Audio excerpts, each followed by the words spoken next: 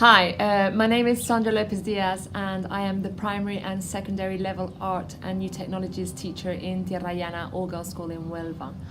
I was born and brought up in London. I studied fine art in Chelsea Art College and did my degree in Cardiff University. After a few years working in an art studio, I decided to move to Spain and study a master's degree in education. I've been working in therein for 10 years now and absolutely love what I do. Therein is a private bilingual school. We have mixed boys and girls from newborn up to 5 years, and then all girls from primary up to secondary and Spanish baccalaureate. We work the Spanish educational system, and the area that I work in is art and technologies. Therein school is located in Aljarak in the Huelva province, so we're surrounded by pine trees and beautiful landscapes. The project is based on comic and pop art and how facial expressions can generate feelings and emotions. The objectives of the project is to learn different adjectives relating to feelings and emotions. Then they got to know artists like Roy Lichtenstein and Andy Warhol in the pop art movement. The only requirement for this project is an iPad or a tablet. The app, Adobe Draw, is free. So nowadays everyone has an iPad or a tablet at home. So if there's any schools that don't actually use iPads in the school, well, to do this project they could just get the students to bring in an iPad or a tablet. My project is about comic and pop art and how facial expressions can generate feelings and emotions. Using the iPad was great fun because the girls are used to taking photographs, but they really got to play around with the camera, the iPad's camera. And once we started talking about emotions and feelings and expressions of our facial expressions, they tried it out with their friends, and we were see what they were doing in our digital blackboard. So if I said, do up a feeling like an expression of tiredness or I am bored, they would have to take a picture of their face using their expressions. Then they would have to come up with a comic type story to express that image.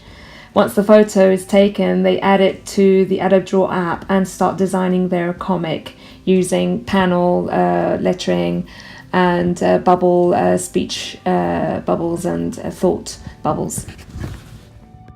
Students have been extremely motivated. A lot of my students weren't very good at drawing.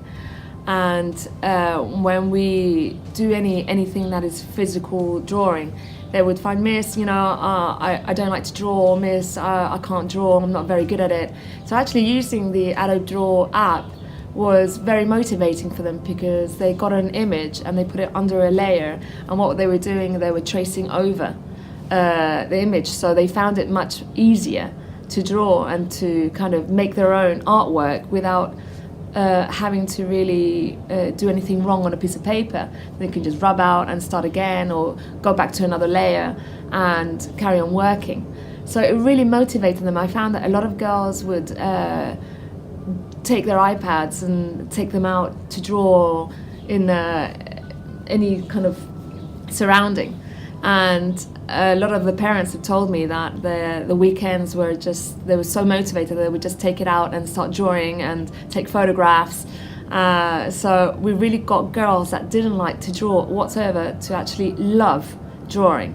Part of this project also was getting them to show the rest of students how they actually did the artwork, the ideas, and how they did it. So we would also tape them and with our iPads, and they could see how they would present their work out in an audience, which was great fun as well.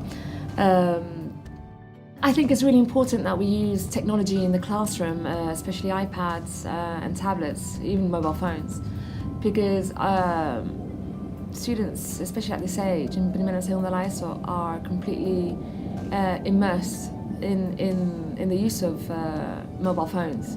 So we had to really teach them how to use the mobile phones correctly. iPad projects in the school, we're always looking for the latest innovation for our students, and teachers always have to be up to date. I think innovation is very, very important. I think we have to continually look for new and motivating ideas for our students. I think the school we haven't really changed our educational system, and I think now we're starting to begin changing. We really need to work in groups. The students have to learn how to work project-based, because it really gets them to experiment, investigate.